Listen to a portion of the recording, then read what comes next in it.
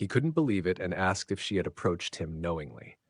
She laughed and mocked him, saying that after suffering alone for so long, he had finally met the one who understood him, only for it all to be a lie that he believed to be the truth.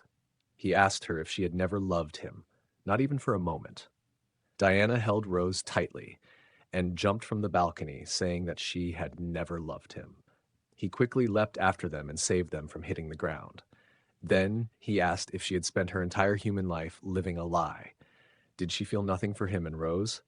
She told him that she was a monster born from envy, love, and hatred. She had wanted to become human, so she transferred her powers to him, but he ended her life. After that, her soul could not rest and longed for revenge, but now he spoke of wanting to be human again. She took Rose in her arms, saying that he had never stopped being selfish. This was not the human life she had wished for, and now she wanted her soul to rest in peace with the death of his wife Diana and his daughter Rose. Then Rose called out to her with tears in her eyes.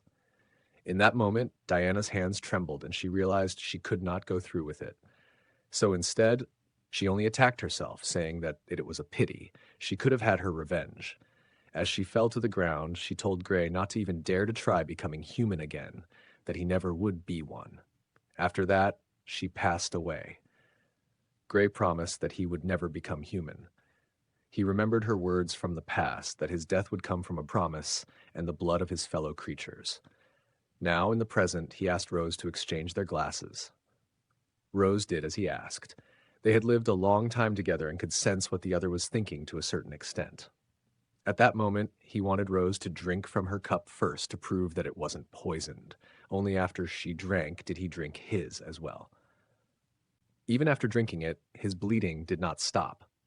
Rose told him that he had been her entire life. They had lived together for a century, and needing a reason to love him would be ridiculous. She had never had a choice, and so she forgave him, even if no one else could. And thus, as he had once wished, she would return him to his human form. Father was shocked, but replied that he knew the scent of Giram's blood, and his cup had not smelled like it. Rose remembered that when her mother passed away, she couldn't resist the strong smell of blood and ended up drinking some. Father had stopped her and noticed that she had grown after drinking it. That was the first time he realized Rose was not human. She'd been traumatized and cried for him to make the smell go away. That was when Father discovered the existence of half-bloods and began conducting experiments on them. But he never laid a finger on her or her blood.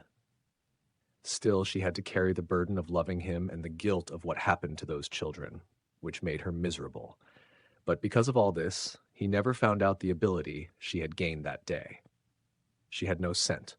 She could take away others' sense of smell and any scent at all. Only she could have made him drink Giram's blood.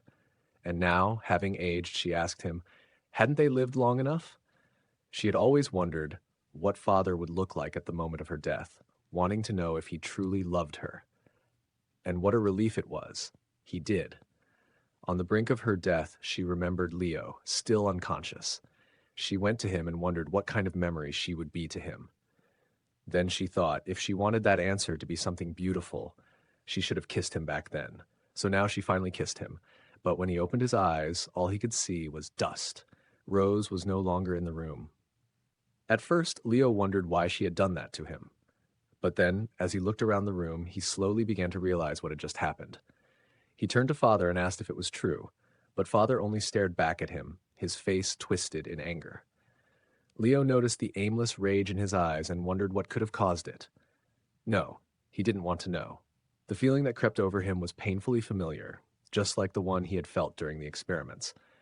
Wishing it wasn't true, he showed Father a hallucination, an image of Rose still alive. Without hesitation, Father followed the illusion out of the room. Leo, still unwilling to accept the truth, teleported to Rose's room. It was empty. There, he found the letter she had written for him and crushed it in his hand with trembling anger.